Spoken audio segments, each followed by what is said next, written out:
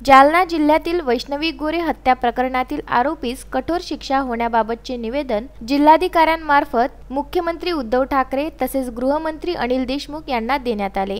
जालना जिल्ह्यातील तालुका मठा येथील गरीब रिक्षाचालक नारायण गोरे यांची 20 वर्षीय मुलगी वैष्णवी हिची भर दुपारी बाजारपेठेत शेख अल्ताफ शेख बाबू याने धारदार शस्त्राने वार करून निर्घृण हत्या केली। त्यामुळे सर्व समाज हळहळून गेला आहे। रिक्षा चालवून उदरनिर्वाह करणाऱ्या गोरे कुटुंबातील वैष्णवी ही एकुलती एक मुलगी होती। 18 विश्व दारिद्र्य तसेच हालाकीच्या परिस्थितीशी सामना करून वडिलांनी वैष्णवीचा विवाह सुस्वरूप तरुण मुलाशी हिंदू धार्मिक विधीप्रमाणे लावून दिला होता।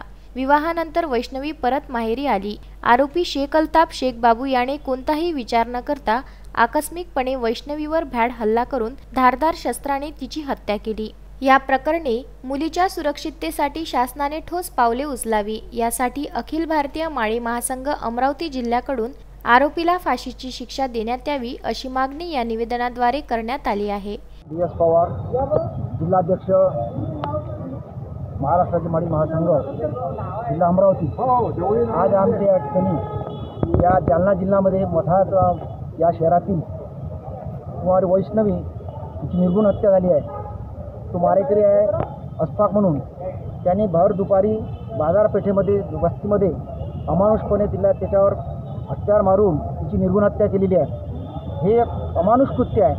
वास्तविक पाहता या लोकशाही देशामध्ये मुलींना किंवा महिलांना संरक्षण राहिलेलं नाही। Bureau report Vidarbha news Amravati.